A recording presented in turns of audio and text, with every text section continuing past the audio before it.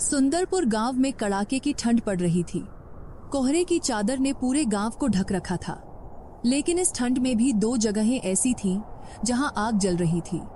एक थी सेठ गफ्फार की मशहूर शाही बिरयानी की दुकान और दूसरी थी गरीब अब्दुल्लाह की मामूली सी ठेला।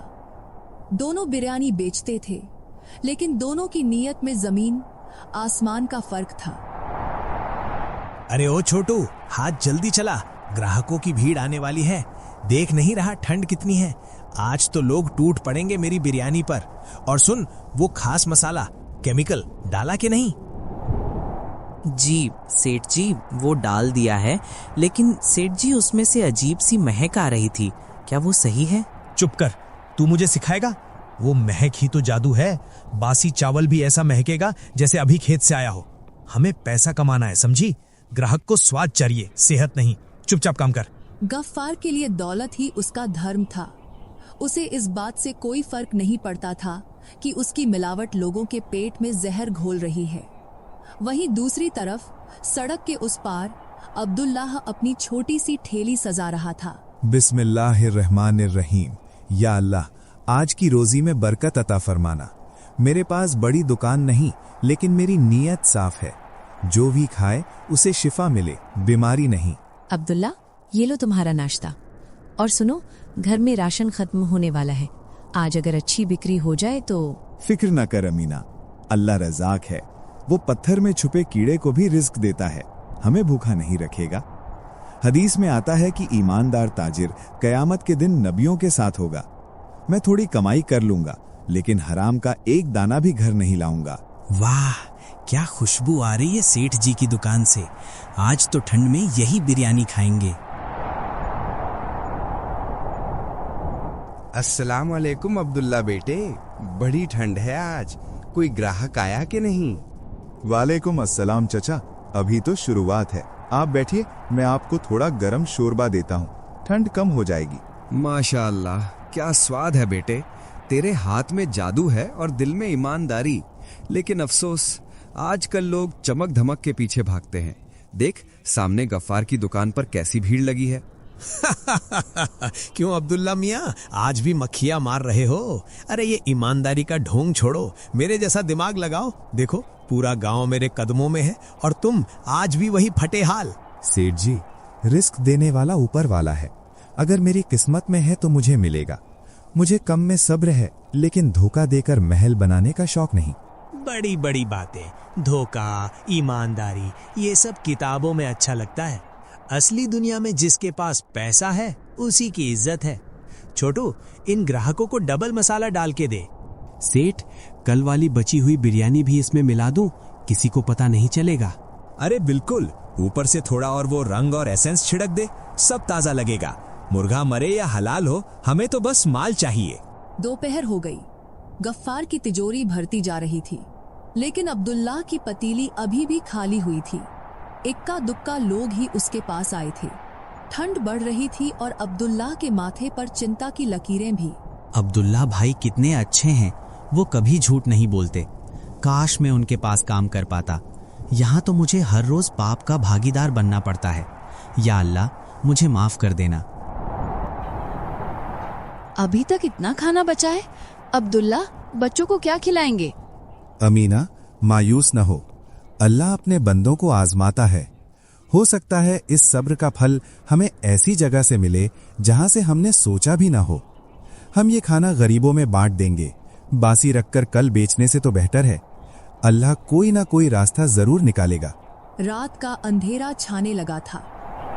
गफ्फार अपनी मोटी कमाई गिनकर खुश था, जबकि अब्दुल्लाह अपनी बची हुई बिरयानी फकीरों और कुत्तों को खिला रहा था। लेकिन उन्हें नहीं पता था कि अगली सुबह गांव में एक तूफान आने वाला है जो सच और झूठ का फैसला कर देगा।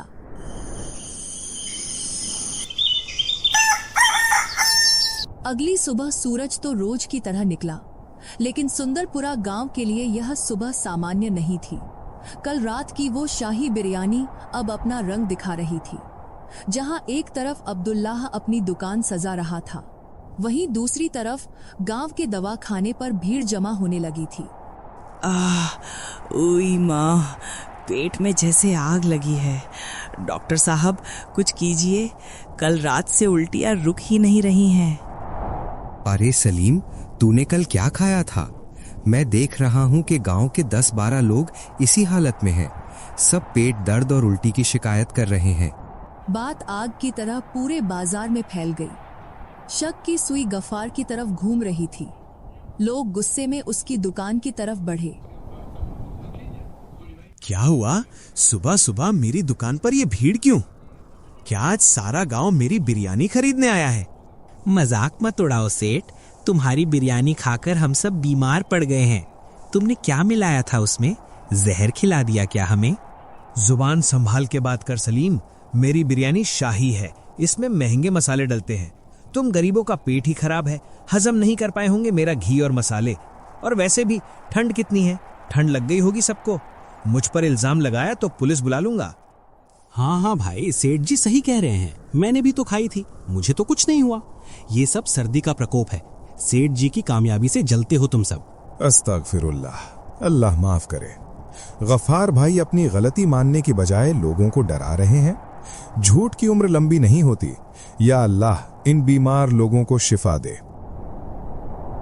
गफ्फार की ऊंची आवाज और रसूख के आगे गरीब गांव वाले चुप हो गए। ना बुझे मन से वापस चले गए, लेकिन ऊपर वाला सब देख रहा था। और तभी गांव के मुख्य रास्ते पर एक अजीब सा साया दिखाई दिया।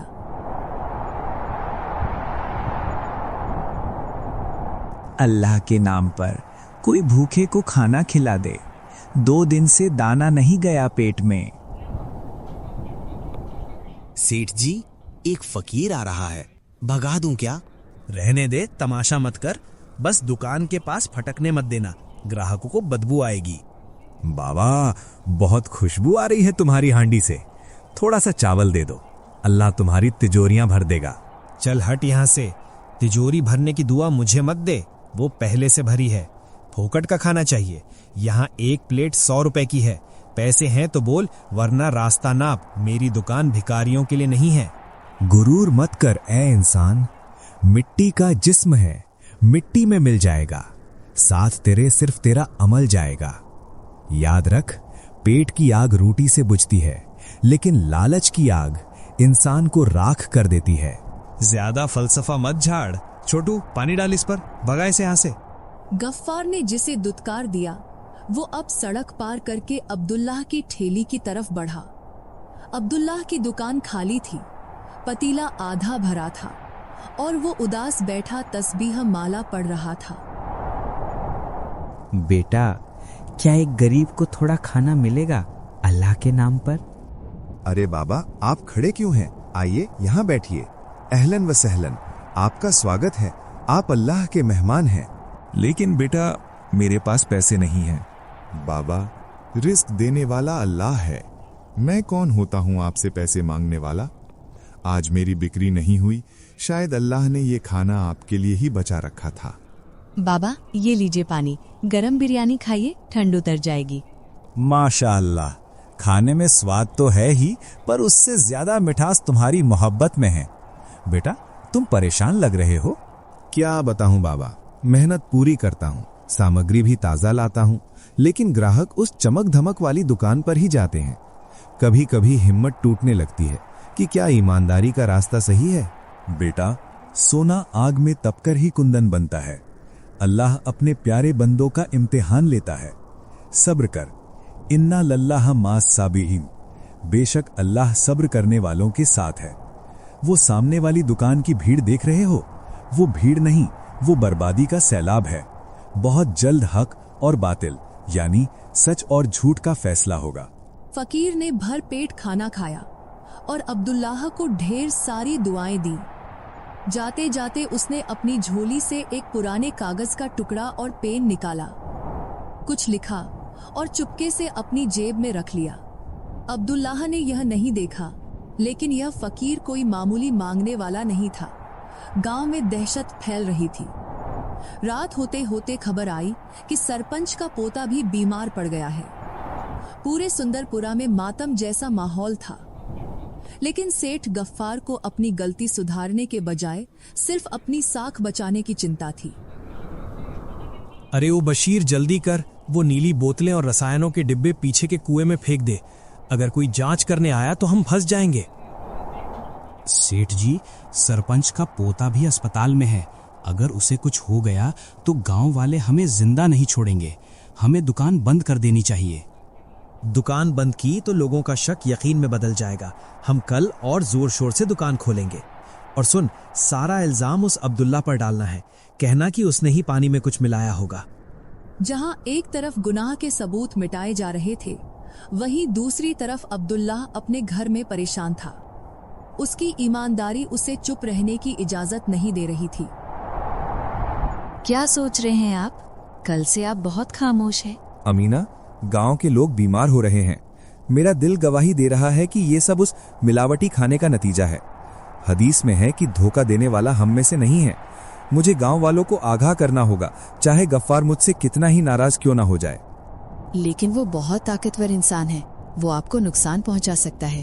अल्लाह जिसकी हिफाजत करे उसे कोई नुकसान नहीं पहुंचा सकता। कल सुबह मैं मस्जिद के बाहर सबको सच बताऊंगा।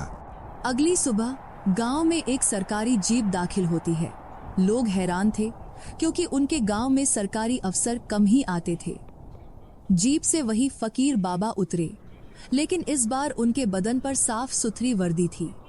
मेरा नाम इंस्पेक्टर जैद है। मैं फूड सेफ्टी विभाग से हूँ। मुझे इस गांव से खाने में मिलावट की शिकायतें मिली हैं।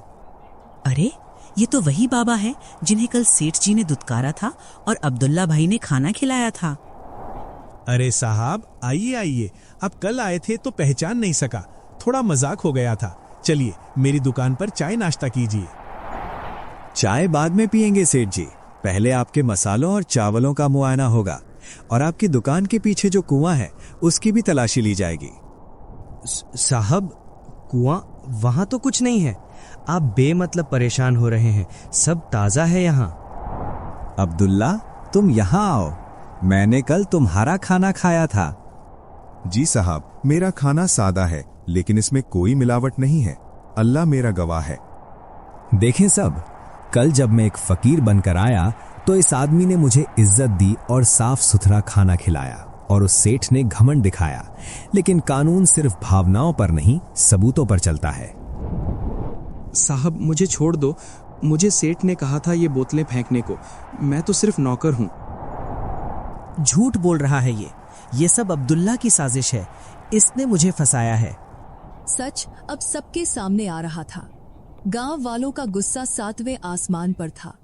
वे अब चुप रहने वाले नहीं थे, लेकिन इंस्पेक्टर ने उन्हें शांत कराया क्योंकि उन्हें एक और बड़ा सबूत मिलने वाला था। सच की आंच जब जलती है तो झूठ के तिनके राख हो जाते हैं। इंस्पेक्टर जैद की टीम ने कुएं से वो जहरीले केमिकल बरामद कर लिए थे जिन्हें गफ्फार ने छिपाया था। गांव वालों की आंखों में अब सम्मान नहीं बल्कि नफरत थी। सेठ गफ्फार, ये रिपोर्ट देखो। तुम्हारी बिरयानी में मेथनिल येलो और ऐसे हानिकारक एसिड मिले हैं जो इंसान की आंतों को जला सकते हैं। तुम खाना नहीं, जहर बेच रहे थे। साहब, गलती हो गई साहब। लालच आ गया था। मैं सारा हर्जाना भर दूंगा। मुझे जेल मत भेजिए, मेरी इज्जत का सवाल है। इज्जत? कैसी इज्जत गफ्फार? तूने चंद रुपयों के लिए मासूम बच्चों और बुजुर्गों की जान दांव पर लगा दी। अल्लाह का खौफ नहीं था तुझे? हराम की कमाई कभी फली है किसी को? साहब, इसे कड़ी से कड़ी सजा मिलनी चाहिए। मेरे जैसे कई लोग अभी भी अस्पताल में तड़प रहे हैं। जरूर मिलेगी। तुम्हारी दुकान सील की जाती है और तुम पर जानलेवा मिलावट का मुकदमा चलेगा। ले जाओ इसे। मुझे माफ कर दो गांव वालों, मैं तो बस इसका हुक्म मानता था। गांव के लोग जहां एक तरफ गुस्से में थे, वहीं दूसरी तरफ उनकी नजरें अब शर्मिंदगी से झुकी हुई थीं। वे उस इंसान की तरफ देख रहे थे जिसे उन्होंने कल तक नजरअंदाज किया था। अब्दुल्ला, मैंने तुम्हारी बिरयानी का भी टेस्ट किया। उसमें कोई मिलावट नहीं मिली, बल्कि शुद्ध देसी मसाले और ईमानदारी की महक मिली। गांव वालों, याद रखो, चमक धमक वाली दुकान हमेशा अच्छी नहीं होती। अब्दुल्ला भाई, हमें माफ कर दो।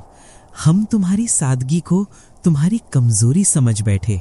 हम भूल गए थे कि सब्र का फल मीठा होता है। भाई, इसमें आपका कोई कसूर नहीं। अल्लाह ने चाहा कि सच सामने आए सो आ गया। मेरा मकसद किसी को नीचा दिखाना नहीं था, बस यही चाहता था कि कोई बीमार ना हो। अब्दुल्ला, तुम्हारी ईमानदारी के लिए सरकार तुम्हें आदर्श ताजिर यानी मॉडल ट्रेडर का सर्टिफिकेट दे रही है और साथ ही गफ्फार की जब्त की गई दुकान की जगह अब तुम्हें आवंटित की जाएगी ताकि गांव वालों को हलाल और पाकीज़ा खाना मिल सके। या अल्लाह, तेरा लाख लाख शुक्र है, तूने हमारी आजमाइश खत्म की और सब्र का फल दिया। अब्दुल्ला भाई, क्या आप मुझे काम पर रखेंगे? मैं अब कभी किसी के कहने पर भी मिलावट नहीं करूंगा। मैं भी आपकी तरह ईमानदार बनना चाहता हूँ। हाँ मेरे बच्चे, आज से तू मेरे छोटे भाई जैसा है। हम मिलकर काम करेंगे और सबको बताएंगे कि अल्लाह की राह में ईमानदारी ही सबसे बड़ी दौलत है।